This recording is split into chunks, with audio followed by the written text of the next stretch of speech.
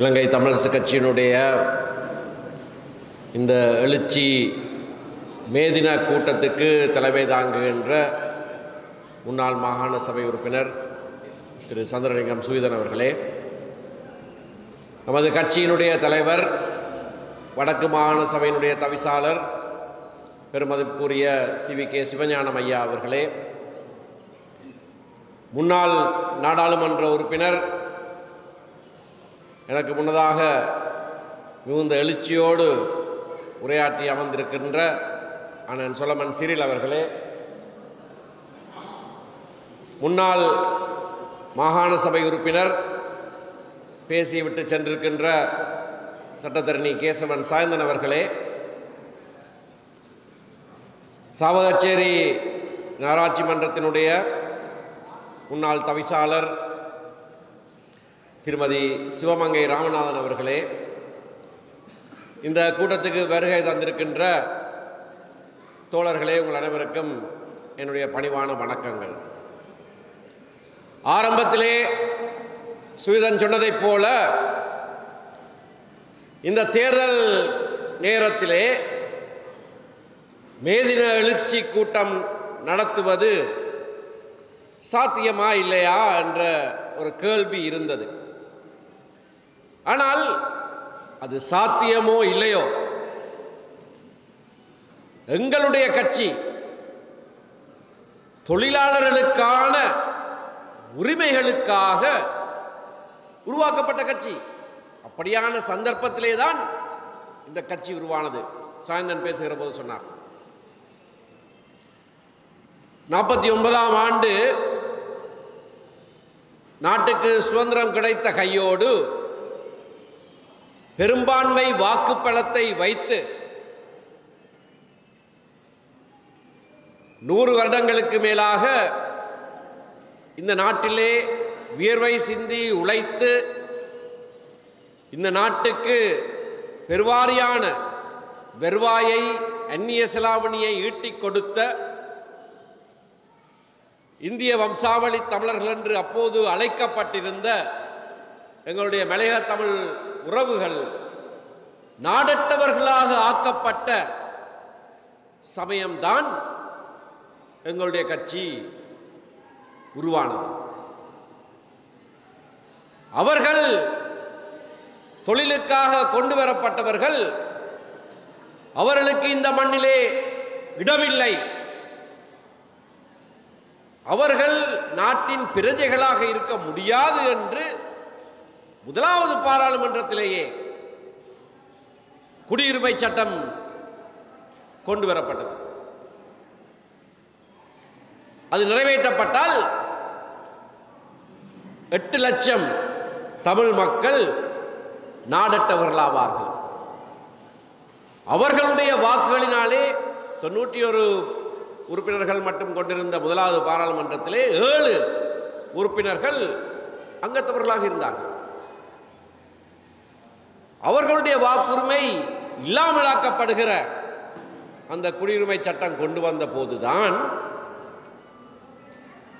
தந்தை செல்வா, கோப்பாய் கோமன் வன்னியசிங்கம், நல்லூரை பிரதிநிதிப்படுத்துகின்ற வைத்தியர் நாகநாதன் ஆகிய மூவரும் தாங்கள் அங்கத்தவர்களாக இருந்த அகில இலங்கை தமிழ் காங்கிரஸை விட்டு விலகி புதிதாக இலங்கை தமிழரசு கட்சியை ஆரம்பித்தார்கள். அதாவது இன்றைக்கு பலர் ஒற்றுமை ஒற்றுமை என்றெல்லாம் சொல்கிறார்கள் தானே, எப்படியாவது தமிழ் தரப்புகள் எல்லாம் ஒற்றுமையாக இருக்க வேண்டும் என்று. ஒற்றுமையாக இருக்க வேண்டும், ஆனால் கொள்கை ரீதியான ஒற்றுமையாக இருக்க வேண்டும்.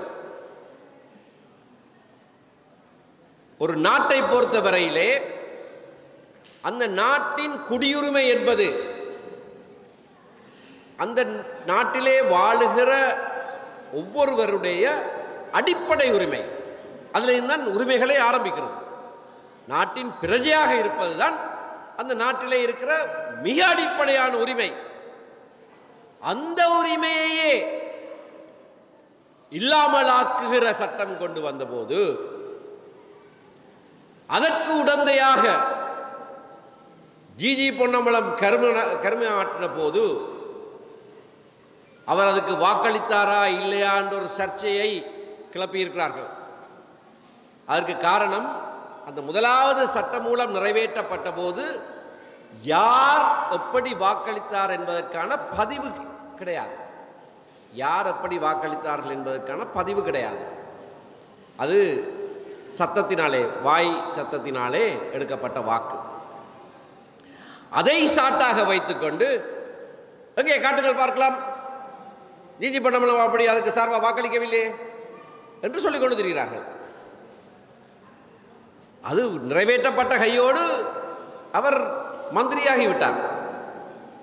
அவர் டிஎஸ் நாயகாவுடைய அரசிலே மந்திரியாகிவிட்டார். அதைத் தொடர்ந்து இரண்டாவது சட்டம் கொண்டு வரப்பட்டது. இந்திய பாகிஸ்தானிய பிரஜா உரிமை சட்டம், இரண்டாவது சட்டம் கொண்டு வரப்பட்டது.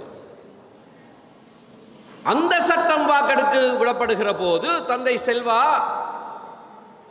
குடியுரிமை சட்டத்தை எதிர்த்ததைப் போலவே ஆக்ரோஷமாக எதிர்த்தார். இலங்கை தமிழரசு கட்சி உருவாவதற்கு முன்னர் நடந்த விடயங்கள் ஆக்ரோஷமாக எதிர்த்தார். தொண்டமான், சௌமியமூர்த்தி தொண்டமான், அந்த மக்களை பிரதிநிதித்துவப்படுத்தி பாராளுமன்றத்தில் இருந்த சௌமியமூர்த்தி தொண்டமான் எதிர்த்தார். அவர்களுக்கு தெரியும் தங்களுக்கு நன்மையா இல்லையா, அவர்கள் எதிர்த்தார்கள். வாக்கெடுப்பு நடைபெறுகிற போது முன்னாள் பிரதம மந்திரி தகநாயக்க ஒரு கோரிக்கையை விடுத்தார். இது பெயர் குறிப்பிட்டு வாக்கெடுப்பு நடத்த வேண்டும். voting by name, ஹன்சாட்ல இருக்கு, voting by name கேட்டார். பெயர் குறித்து வாக்கெடுப்பு நடத்த வேண்டும். அப்படி கேட்ட காரணத்தினாலே அந்த இரண்டாவது சட்டத்திலே யார் எப்படியாக வாக்களித்தார்கள் என்பது பதிவு செய்யப்பட்டிருக்கிறது. தந்தை செல்வா, அமரர் தொண்டமான், திரு வன்னியசிங்கம், திரு நாகநாதன் ஆகியோர் அதை எதிர்த்து வாக்களித்தார்கள், பதிவு செய்யப்பட்டிருக்கிறது. திரு ஜிஜி பொன்னம்பலம் அதற்கு ஆதரவாக வாக்களித்தார் என்பது அவருடைய பேரோடு பதிவு செய்யப்பட்டிருக்கிறது. இந்த தொழிலாளர் தினத்திலே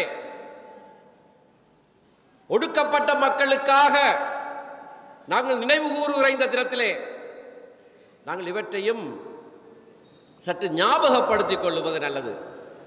எவரையும் விமர்சிக்க வேண்டும் என்றோ தாக்க வேண்டும் என்பதற்காகவோ நான் இந்த விடயங்களை சொல்லவில்லை. எங்களுடைய கட்சி உருவானது சரித்திரத்தை சொல்லுகிறேன். ஒற்றுமையாக இருக்க வேண்டும் என்று சொன்னால், ஒரே கட்சியாக இருக்க வேண்டும் என்று சொன்னால், தந்தை செல்வாவும் அந்த தொழிலாளர் வர்க்கத்தை நசுக்கி இந்த நாட்டிலே அவர்களுக்கு இருந்திருக்கக்கூடிய அடிப்படை உரிமையான அந்த குடியுரிமையையும் இல்லாமலாக்குகிற அந்த மோசமான செயலிலே அவரும் கட்சியோடு சேர்ந்து போயிருக்க வேண்டும், ஒற்றுமையை கருதி. ஆனால் அப்படி அவர் செய்யவில்லை. கட்சியை உடைத்தார். பல பேர் சொல்றார் கட்சியை உடைத்தார். தந்தை செல்வா கொள்கைக்காக கட்சியை உடைத்தார், தனியாக சென்றார். இப்படியாக இந்த தொழிலாளர்களுடைய குடியுரிமை நீக்கப்படுவதற்கு சார்பாக அகில இலங்கை தமிழ் காங்கிரஸ் செல்வது தவறு, மாபெரும் துரோகம் என்று சொல்லி கட்சியை விட்டு விலகினார். புதிதாக ஒரு கட்சியை ஆரம்பித்தார். முதலாவது தேர்தலிலே ஆக இரண்டு பேர் தான் வெற்றி பெற்றார்கள். 52ஆம் ஆண்டு தேர்தலிலே வடக்கிலே திரு வன்னியசிங்கம், கிழக்கிலே திருவண்ணாமலையிலே திரு ராஜவரோதயம், 2 பேர் தான். ஆனால் அதற்கு அடுத்த வந்த தேர்தல்கள் அனைத்திலேயும் 56ஆம் ஆண்டிலே இருந்து இன்று வரைக்கும் பிரதான தமிழ் கட்சியாக இலங்கை தமிழரசு கட்சி தான் மிளிர்ந்து கொண்டிருக்கிறது. இன்று வரைக்கும், இன்றைக்கும் பாராளுமன்றத்திலே மூன்றாவது பெரிய கட்சியாக இருப்பது இலங்கை தமிழரசு கட்சி தான். உதிரிகள் சில இருக்குது. யாழ்ப்பாணத்திலிருந்து இன்னொரு கட்சியிலிருந்து ஒரு ஆள் இருக்கிறார், வன்னியிலிருந்து வேறொரு கட்சியிலிருந்து இன்னொரு ஆள் இருக்கிறார்கள். அது இந்த தேர்தல் முறையில் வருகிற சில விடயங்கள். ஆனால் தமிழ் மக்களுடைய நம்பிக்கைக்கு பாத்திரமான, கொள்கைக்காக கட்சியை உடைத்து பிரித்து தனியாக சென்ற தந்தை செல்வாவை இன்று வரைக்கும் அவர் ஸ்தாபித்த கட்சி 75 வருடங்களுக்கு பிறகும் இலங்கை தமிழரசு கட்சி தான் தமிழ் மக்களுடைய நம்பிக்கையை பெற்ற பிரதான கட்சி. அதுல எந்தவித மாற்றமும் கிடையாது. அது உருவானதற்கான காரணம் எப்படியாக ஏறத்தாழ 200 வருடங்களுக்கு முன்னராக மே தினம் ஒரு விடுமுறை தினமாக அனுஷ்டிக்கப்பட வேண்டும் என்று போராட்டம் நடத்தி தொழிலாளர் வர்க்கத்துக்காக அதை வெற்றி பெற்றுக் கொடுத்தார்களோ அதை போல தொழிலாளர் வர்க்கத்துக்காக தமிழர் ஒற்றுமை என்று சொல்லப்படுகிற விடயத்தையும் தூக்கி எறிந்து தொழிலாளர் வர்க்கத்துக்காக புதுக்கட்சியை ஸ்தாபித்த எங்களுடைய தலைவரை நாங்கள் நினைவு கூறுகிறோம். தொழிலாளர்களுடைய ஒடுக்குமுறையை மட்டும் அவர் பார்க்கவில்லை. பெரும்பான்மை வாக்குகளாலே எண்ணிக்கையிலே சிறுபான்மையாக இருக்கிறவர்களுடைய அடிப்படை உரித்தையே பிடுங்கி எழுவார்களாக இருந்தால் இனி எதை செய்ய மாட்டார்கள், எதையும் செய்வார்கள். ஏனென்றால் பெரும்பான்மை பலம் அவர்களிடத்திலே இருக்கிறது. அதுதான் பேரினவாதம், அது ஜனநாயகம் அல்ல. வெறுமனே பெரும்பான்மை ஆட்சி என்று சொல்லுவது பேரினவாத ஆட்சியாக மாறுகிறது அப்போதுதான். எண்ணிக்கையிலே இருக்கிற பெரும்பான்மையை உபயோகித்து எண்ணிக்கையிலே சிறுபான்மையாக இருக்கிறவர்களை ஒடுக்குவதற்காக அதனை உபயோகிப்பதுதான் பேரினவாதம். அதை தன்னுடைய முதலாவது ஆண்டிலேயே ஆட்சியாளர்கள் செய்ய தலைப்பட்ட போது அதற்கு எதிராக உருவாக்கப்பட்டது கட்சி, எங்களுடைய கட்சி. அது தொழிலாளர் வர்க்கம், அது தமிழ் தொழிலாளர்கள், தமிழ் மக்களுக்கும் இதேதான் நடக்கப் போகிறது என்பதை அறிந்து தனியாக ஒரு கட்சியை உருவாக்கினார். 56ஆம் ஆண்டிலே தனிச்சிங்கள சட்டம் அவர் எதிர்பார்த்ததை போலவே கொண்டு வரப்பட்டது. பெரும்பான்மை பலத்தை வைத்துக் கொண்டு கோட்டாபய ராஜபக்சவும் அப்படித்தான் சொன்னார். 2019 தேர்தல் நான் சிங்கள மக்களோட வாக்காளர் தான் பண்ணான், நான் சிங்கள மக்களோட வாக்காளர் தான் பண்ணான். அவர்களுக்கு தான் நான் சேவை செய்வேன், மற்றவர்களை பற்றி எனக்கு கவலை இல்லை. ஆனால் யாருடைய வாக்காளர் வென்றார்களோ அவர்களே அவரை அடித்து துரத்தினார்கள். புறங்கால் முதுகுல பட ஓடினார், நாட்டை விட்டு பறந்தார். உண்மையாகவே பறந்தார், வானத்தில் பறந்துதான் நாட்டை விட்டு வெளியேறினார். நாடு நாடாக திரிந்தார். 51% கூடுதலாக வாக்கெடுத்து ஜனாதிபதியாகின கோட்டாபய ராஜபக்சவுக்கே அந்த கதி என்று சொன்னால், கேவலம் வெறும் 42% வாக்கெடுத்து வென்ற அனுரகுமார் சாநாயக்காவுக்கு என்ன நடக்க போகுது? நீங்கள் உங்களுடைய வழிகளை சரிபண்ணாவிட்டால் இதுதான் நடக்கும், இதுக்கு மோசமாகவும் நடக்கும். இன்று காலை பத்திரிகைகளை எடுத்து பார்த்தீர்களானால் தெரியும், 5940 ஏக்கர் நிலம் வடக்கு மாகாணத்திலே அரசுடைமையாக்கப்படுவதற்கு, சுவீகரிக்கப்படுவதற்கு வர்த்தமானியிலே அறிவித்தல் கொடுக்கப்பட்டிருக்கிறது. கடந்த மார்ச் மாதம் 28ஆம் தேதி இந்த வர்த்தமானி பிரசுரங்கள் வந்திருக்கிறது. ஒருவருக்கு சொல்லாமல், சத்தம் சாடி இல்லாமல் மெதுவாக முதலாவது நடவடிக்கை வந்துட்டது. ஆனால் சொல்லுவது என்ன? சொல்லுவதெல்லாம் மக்களுடைய காணிகளை நாங்கள் விடுவிப்போம் விடுவிப்போம் விடுவிப்போம். இதுவரைக்கும் ஒரு அங்குலம் கூட விடுவிக்கப்படவில்லை, ஒரு அங்குல நிலம் கூட விடுவிக்கப்படவில்லை. 2 வீதிகளில் இருக்கிற பேரிகேட்டை தூக்கி விட்டால் அது நிலம் விடுவிப்பாங்க. வீதி ஏற்கனவே இருக்குது, அதுலேயும் இறங்க இயலாது, நிப்பாட்ட இயலாது, சைக்கிளில் போயிடாது, நடக்க இயலாது, வேறுனா அங்கால தான் போய் இறங்கணும். அதை நான் கூட நிலம் விடுவிப்போம். 2 பாதையை திறந்து வச்சு போட்டு அனைத்து நிலங்களும் விடுவிக்கப்படும் என்று சொன்ன வாக்குறுதியை இன்று வரைக்கும் நிறைவேற்றாமல் இருக்கிறார்கள் என்று பார்த்தால் அதை விட மோசமாக எல்லாம் செய்யலாம். அதை நிறைவேற்றாமல் இருந்தால் அது நச்சரிச்சு அதை விடுவிக்கப்படலாம். இது இருக்கிறதையும் கபலீகரம் செய்கிறார்கள். இருக்கிற காணிகளை, மக்கள் பயன்பாட்டுக்காக இருக்கிற நிலங்களையும் திரும்ப கபலீகரம் பண்ணுகிறார்கள். அரசுடைமையாக்குகிறார்கள், சுவீகரிக்கிறார்கள். உத்தியோகபூர்வமாக வர்த்தமானியிலே பிரசுரம் செய்யப்பட்டிருக்கிறது. ஒடுக்கப்படுகிற மக்கள் நினைவு கூறுகிற நாள் இந்த மே நாள். தொழிலாளர் வர்க்கமாக இருக்கலாம், எண்ணிக்கையிலே சிறுபான்மையாக இருக்கிற காரணத்தினாலே ஒடுக்கப்படுகிறவர்களாக இருக்கலாம், வேறு என்ன காரணங்களினாலே ஒடுக்கப்படுகிறவர்கள் அவர்களுடைய விடிவுக்காக குரல் கொடுக்கிற நாள் இந்த மே நாள். ஆகையினாலே இந்த மே தினத்திலே ஜனாதிபதிக்கு ஒரு அறைகூவல் விடுக்கிறோம். பொய்யான வாக்குறுதிகளை கொடுத்தீர்கள், அதை எதையும் செய்யவில்லை என்று குற்றம் சாட்டிக் கொண்டிருந்தோம். இப்பொழுது இருக்கிற நிலங்களையே நீங்கள் அபகரிக்கிற இந்த செயற்பாட்டை உடனடியாக நிறுத்த வேண்டும் என்று ஜனாதிபதிக்கு இந்த மே தின மேடையிலே இருந்து நான் அறைகூவல் விடுகிறேன். உடனடியாக நிறுத்தப்பட வேண்டும்.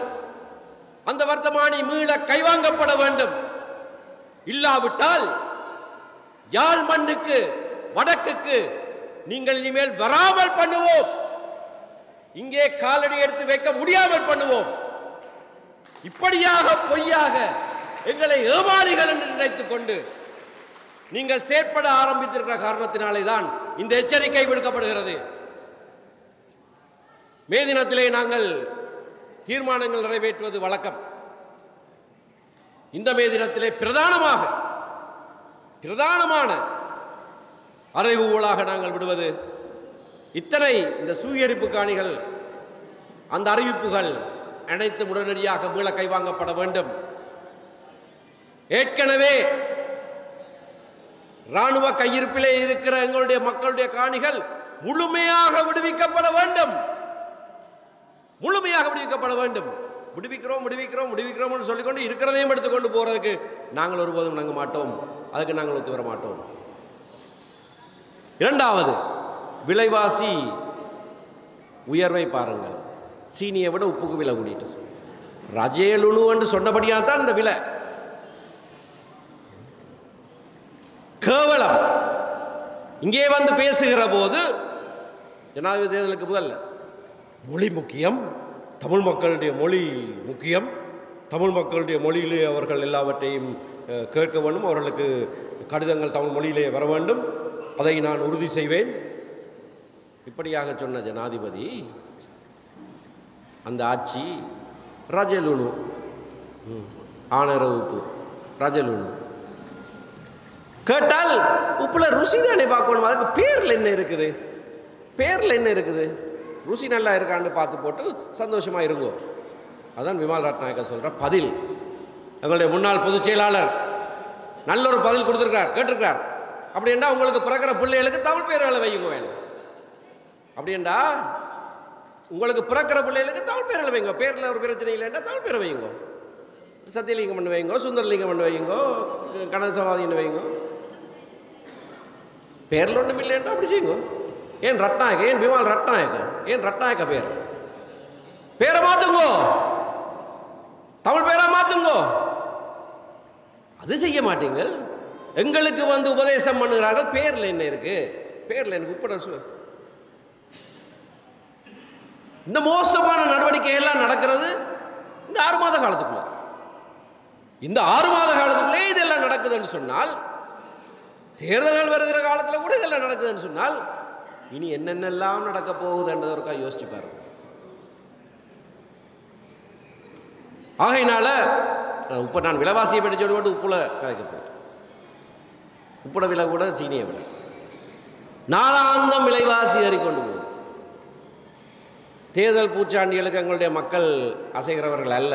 தேர்தல் வருதுன்னொடனே அதை குறைக்கிறேன் இதை குறைக்கிறேன். ஏன்னா அடி முட்டாள்களா மக்கள்? சர்வதேச நாணய நிதியத்திலே நாங்கள் போகவே கூடாது என்று சொன்னவர்கள், இடதுசாரி கொள்கையுடையவர்கள், இந்த முதலாளித்துவ நிறுவனங்களிடத்திலே உதவிக்கு போகக்கூடாது என்பதை அவர்களுடைய அடிப்படை கொள்கை என்று சொல்லிக் கொண்டிருந்தவர்கள் தேர்தல் காலத்தில் என்ன சொன்னார்கள்?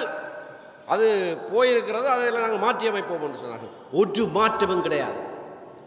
சர்வதேச நாணய நிதியத்தோடு செய்யப்பட்ட ஒப்பந்தங்கள்ல ஒரு மாற்றமும் இல்லை, ஒரு விதமான மாற்றமும் இல்லை. ஒரு டாட்டோ கொமா கூட மாற்ற இல்லை. நான் வேறொரு கூட்டத்திலையும் சொல்லியிருந்தேன், உள்ளூர் கடன் மறுசீரமைப்பு என்ற போர்வையில் ரணில் விக்ரமசிங்க அரசாங்கம் செய்த மிக மோசமான ஒரு செயல், ஊழியர் சேமனாவ நிதியிலே இருந்து மட்டும்தான் அந்த கடன் மறுசீரமைப்புக்கான பணம் முழுக்க எடுக்கப்பட்டது. வங்கிகளும் மற்ற நிறுவனங்களும் 30-32% வட்டியை பெறுகிற வேளையிலே ஊழியர் சேமனாவ நிதிக்கு 9% வட்டியை கொடுக்கிறார்கள் என்று வாக்குறுதி கொடுத்துக்கிறார்கள். கொடுத்துவிட்டு நாங்கள் உங்களுடைய பணத்தை எடுக்கலையே, உங்களுடைய முதலீடு அப்படியே இருக்கு, அதை விட 9% வட்டியும் தாரம். ஏன் 9%? அதே காலத்தில் அதே விதமாக ட்ரெஷரி பாண்ட்ஸ் என்று சொல்லுகிற விடயங்களிலே முதலீடு செய்த வங்கிகளுக்கும் மற்றவர்களுக்கும் 30-32% வட்டி கொடுக்கிறார்கள். கொடுத்து கொண்டு ஊழியர்களுக்கு 9%. அதான் உள்நாட்டு கடன் மறுசீரமைப்பு. சத்துரங்க அபயசிங்க என்ற ஒரு பிரதி அமைச்சர், இப்ப பிரதி அமைச்சர், அந்த கடன் மறுசீரமைப்பு செய்த போது இது தொழிலாளர்களுக்கு செய்கிற துரோகம், இதை உடனடியாக நிறுத்த வேண்டும் என்று சொல்லி உச்ச நீதிமன்றத்துக்கு போனார். அவருடைய சட்டத்தரணி நான் 5-6 நாட்களாக அவருக்காக ஆஜராகி அந்த வழக்கை கொண்டு சொன்னார். இது தொழிலாளர் வர்க்கத்துக்கு செய்யப்படுகிற அநீதி. அவர் தான் என்னுடைய கட்சிக்காரன், அவருக்காக நான் நீதிமன்றத்தில் வாதாடினேன். இன்றைக்கு அவர் பிரதி அமைச்சர். அந்த கடன் மறுசீரமைப்பை மாற்றி அமைக்கையில் அப்படியே தான் இருக்கு. சர்வதேச நாணயத்தோட அதே விதத்தில் எல்லாம் போகுது. தங்களை இடதுசாரிகள் என்று காட்டிக்கொண்டு முதலாளி வர்க்கத்தை விட மோசமாக செயற்படுகிற ஆட்சியாளர்கள் இன்றைக்கு நாட்டில் இருக்கிறார்கள். லெனினிச கோட்பாடு தான் சகல மக்களுக்கும் பிரிந்து போகிற உரிமையோடு கூடிய ஒரு உரித்து உண்டு. சுயநிர்ணய உரிமை. இந்த சுயநிர்ணய உரிமை அடிப்படையிலே ஒரு லெனினிச கோட்பாடு ஆனபடியினால் தான் ரோஹண விஜயவீர 82ஆம் ஆண்டு 1982ஆம் ஆண்டு முதலாவது ஜனாதிபதி தேர்தல் இந்த நாட்டிலே நடந்த போது உங்களுடைய ஸ்தாபக தலைவர் ரோஹண விஜயவீர மேடை மேடையாக சொன்னார், தமிழ் மக்களுக்கு இந்த நாட்டிலே சுய நிர்ணய உரிமை உண்டு உண்டு என்று சொன்னார். ரோஹண விஜயவீர சொன்னார் ஜனாதிபதி தேர்தல் 82ஆம் ஆண்டு. ஏனென்றால் அது லெனினிச கோட்பாடு. நீங்கள் உண்மையான இடதுசாரிகளாக இருந்தால் ஒரு மக்களுக்கு, ஒரு தேசிய இனத்துக்கு, ஒரு தேசத்துக்கு சுய நிர்ணய உரிமை உண்டு என்பதை சொல்லுங்கள். இல்லாவிட்டால் நீங்கள் இடதுசாரிகள் இல்லை. இல்லாவிட்டால் நீங்கள் இடதுசாரிகள் இல்லை. பொய்யாக சிவப்பு சட்டை அணிந்த பட்டம் இடதுசாரியாகி விடாது. நாங்கள் தான் இடதுசாரிகள், நாங்கள் தான் இடதுசாரிகள். சுயநிர்ணய உரிமை வலியுறுத்துகிறோம். தொழிலாளர்களுடைய உரிமைகளை அடிப்படை உரிமைகளாக நாங்கள் வற்புறுத்துகிறோம். அதற்காகவே உருவாக்கப்பட்ட கட்சியாக நாங்கள் இருக்கிறோம். ஒடுக்கப்பட்ட மக்களுடைய நாளாகிய இன்றைக்கு யாழ்ப்பாணத்தில் இந்த மேடையிலே இருந்து அரசாங்கத்துக்கு நாங்கள் சொல்லுகிற செய்திகள் அவைதான். உங்களுடைய தொழிலாளருக்கு நன்மை பயக்கிற இடதுசாரி கொள்கை என்று சொல்லி அதை முழுவதுமாக கைவிட்டு விட்டீர்கள். திரும்ப வாருங்கள், இடதுசாரி கொள்கைக்கு வாருங்கள். முதலாளித்துவ கொள்கையை விட்டு விலகி வாருங்கள். உண்மை முகத்தை காண்பித்து மனம் மாறி திரும்ப உங்களுடைய பழைய உங்களுடைய ஆரம்பத்துக்கு வாருங்கள். நாங்கள் எங்கள் ஆரம்பத்திலே தான் நிற்கிறோம். நாங்கள் சமஷ்டிக்காக உருவாக்கப்பட்ட கட்சி இன்றைக்கும் ஆரம்பத்திலே தான் நிற்கிறோம். அதே கொள்கையோடு தான் நிற்கிறோம். மற்றவர்களை போல இதை சமட்டி என்று சொல்லி கேலி செய்துவிட்டு இன்றைக்கு ஏதோ தாங்கள் தான் சமஷ்டி என்று சொல்கிறவர் அல்ல. நாங்கள் ஆரம்பத்திலிருந்து இன்று வரைக்கும் நாங்கள் தான் சமஷ்டி கட்சி. அரசாங்க கட்சிக்கு நாங்கள் சொல்றது திரும்ப வாருங்கள், உங்களுடைய அடிப்படைக்கு வாருங்கள், லெனினிச கோட்பாட்டோடு வந்து சேருங்கள், முதலாளித்துவத்தை உடைத்தறியுங்கள், தொழிலாளர்களுக்கு சரியான சன்மானத்தை கொடுங்கள், சம்பள உயர்வை கொடுங்கள். மூன்றாவது கோரிக்கை, வாக்கு பண்ணிய சம்பள உயர்வை கொடுங்கள். அப்படியாக நீங்கள் திரும்பி வராவிட்டால் நீங்கள் மக்கள் முன்பாக செல்ல முடியாத சூழ்நிலை ஏற்படும். கோட்டாபயக்கு 2 வருட காலம் அவகாசமாக கிடைத்தது, உங்களுக்கு அதுவும் கிடைக்காது. ஆகையினாலே இதை சொல்லுவதற்கு தார்மீக உரிமை இலங்கை தமிழரசு கட்சிக்கு உண்டு. இந்த நாட்டிலே இருக்கிற எந்த கட்சிக்கும் இல்லாத தார்மீக உரிமை இலங்கை தமிழரசு கட்சிக்கு உண்டு. இடதுசாரிகள் என்று சொல்லி இருந்தவர்கள் எல்லாம் செய்தது. சாயந்தரம் சொன்னார் கொள்வினாடி சில்வா எல்லாம் சொல்லி போட்டு கடைசியாக 72வது ஆண்டு 1வது குடியரசு அரசியலமைப்பையும் அவர் தான் வரைஞ்சார். இடதுசாரி கொள்ளைக்கு முட்டு மாறாக வாசுதேவ நாணயக்காரவும் 82ஆம் ஆண்டு ஜனாதிபதி தேர்தல் அவரும் சொன்னார் தமிழ் மக்களுக்கு சுயநிர்ணய உரிமை உண்டு. பிறகு என்ன வழியாக அவரும் போய் சேர்ந்தார் எங்களுக்கு தெரியும். ஆனால் அன்றிலிருந்து இன்று வரைக்கும் தொழிலாளர் வர்க்கத்துக்காகவும் ஒடுக்கப்படுகிற சகல மக்களுக்காகவும் ஒரே கொள்கையோடு குரல் கொடுக்கிற ஒரு கட்சி இந்த நாட்டில் இருக்குமாக இருந்தால் இலங்கை தமிழரசு கட்சி மட்டும்தான். ஆகையினாலே இந்த கோரிக்கைகளை, இந்த அறைகூவல்களை யாழ்ப்பாணத்தில் இருந்து அரசாங்கத்துக்கு இந்த நாளிலே விடுகிறதற்கான தார்மீக உரிமை எங்களுக்கு மட்டும்தான் உண்டு. அதைத்தான் நாங்கள் இன்றைக்கு செய்கிறோம். இதற்கு அரசாங்கம் செவிசாய்க்க வேண்டும் என்று கேட்டு என்னுடைய உரையை முடித்துக் கொள்கிறேன். நன்றி, வணக்கம். இச்செய்திகளுக்கு பிரதான அனுசரணை செல்வாசோக் இமோபிலியன், சுவிஸ் நாட்டில் முன்னணி நிறுவனம். தொடர்புகளுக்கு 07951464228. வீடு வாங்க, வீடு கட்ட, வீடு திருத்த மற்றும் வீட்டுக்கடன். Your future our vision. இது போன்ற மேலும் பல முக்கிய சுவாரஸ்யமான செய்திகளை அறிந்து கொள்ள லங்காஃபோ யூடியூப் சேனலை சப்ஸ்கிரைப் பண்ணுங்கள். எமது செய்திகள் உடனடியாக கிடைக்க பெல் பட்டனை அழுத்துங்கள். அத்தோடு எமது செய்திகளை மற்றவர்களும் பார்வையிட ஷேர் செய்யுங்கள். நன்றி.